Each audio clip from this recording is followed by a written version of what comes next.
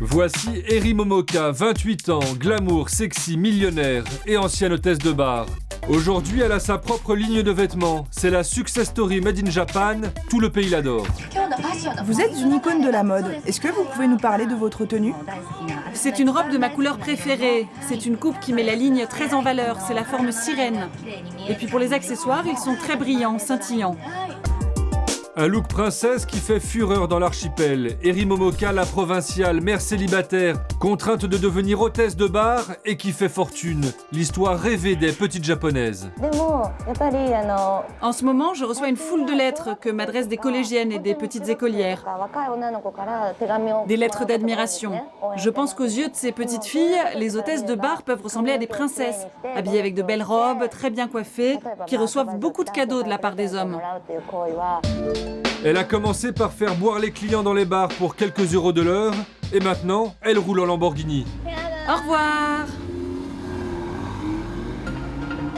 Mais la réalité est moins rose. Tokyo, la mégapole aux 30 millions d'habitants et aux 13 000 bars à hôtesses. Lieu de détente pour japonais stressés. Le soir, ces geishas des temps modernes appâtent le client dans la rue.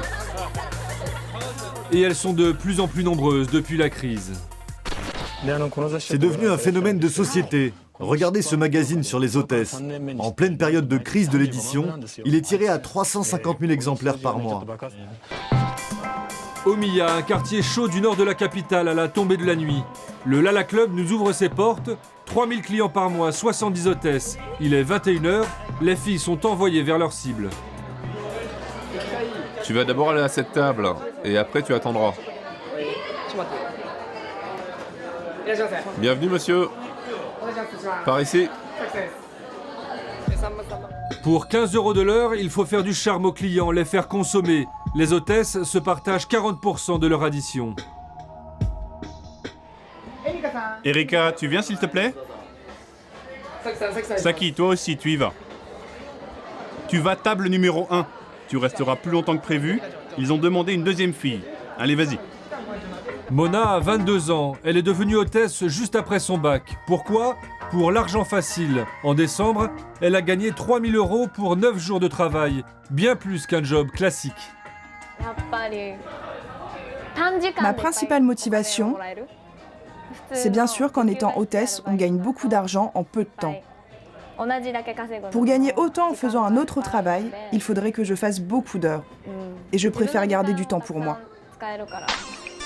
Elle doit rejoindre un habitué qui vient 2 fois par mois. Ce soir-là, il s'offre 2 hôtesses.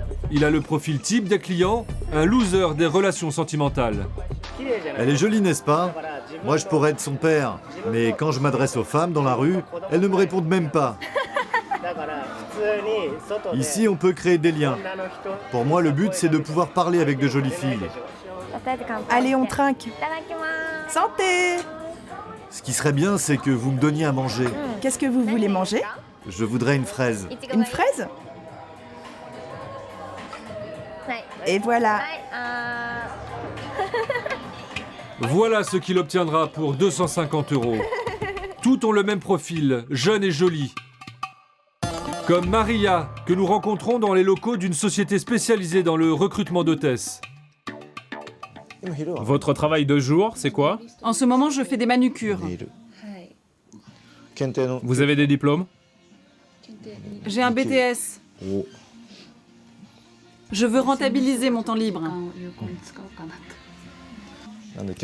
À cause de la crise économique, la concurrence est plus forte, donc il faut être intelligente. Si vous voulez gagner de l'argent, il va falloir faire un effort.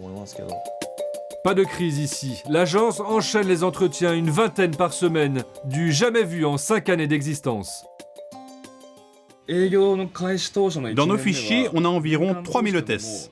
La première année, on en a eu à peine 100. C'est rare, mais c'est vrai qu'il y a même des filles qui viennent avec leur mère. On en a eu 2 comme ça.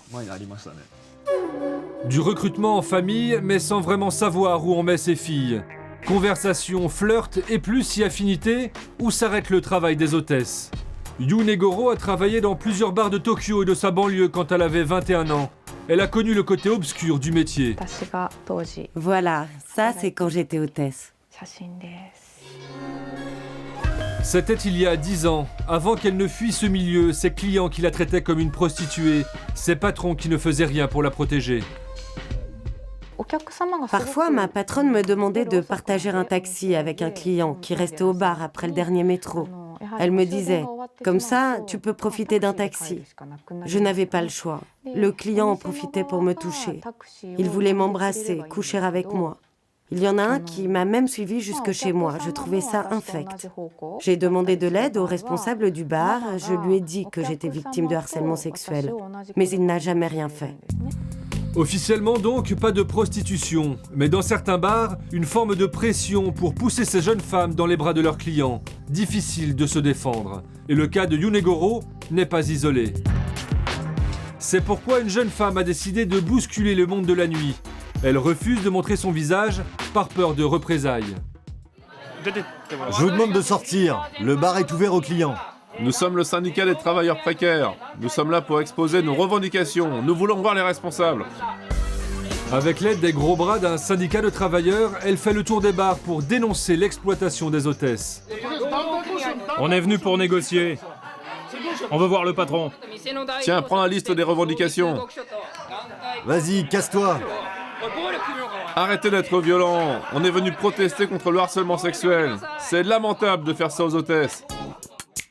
Nous retrouvons la jeune femme dans les tout nouveaux locaux de son organisation. En décembre dernier, elle a créé un syndicat de défense des hôtesses. Elle-même a travaillé dans plusieurs bars et a été victime de harcèlement sexuel. Les plaintes affluent. Chaque jour, on reçoit en moyenne 3 jeunes femmes. Il y a même des filles qui viennent ici tous les jours. Et en plus de cela, on reçoit des plaintes par téléphone. En fait, le monde des bars et des boîtes de nuit reste le terrain de chasse des Yakuza, la mafia japonaise, qui a sa propre vision du travail des hôtesses. La professeure Yuko Higashi est une spécialiste de l'industrie du sexe. Selon elle, c'est l'image de la femme en général qui est maltraitée au Japon. Des responsables d'établissements qui font partie du milieu m'ont expliqué la différence entre une hôtesse et une prostituée. Pour eux, une hôtesse doit être belle et capable d'animer une conversation alors que les prostituées en sont incapables. Ce problème ne concerne pas seulement les hôtesses de bar. Il provient tout simplement de la manière dont la société considère les femmes. On leur dit ce serait bien d'être belle, d'être obéissante, de bonne compagnie. Voilà le modèle qu'on leur donne. En clair, sois belle et tais-toi, et surtout, fais ce que l'on te dit. Le succès d'Eri Momoka cache une réalité bien sordide, mais la crise est passée par là, et des milliers de jeunes femmes continuent d'être attirées par l'argent soi-disant facile des bars à hôtesses.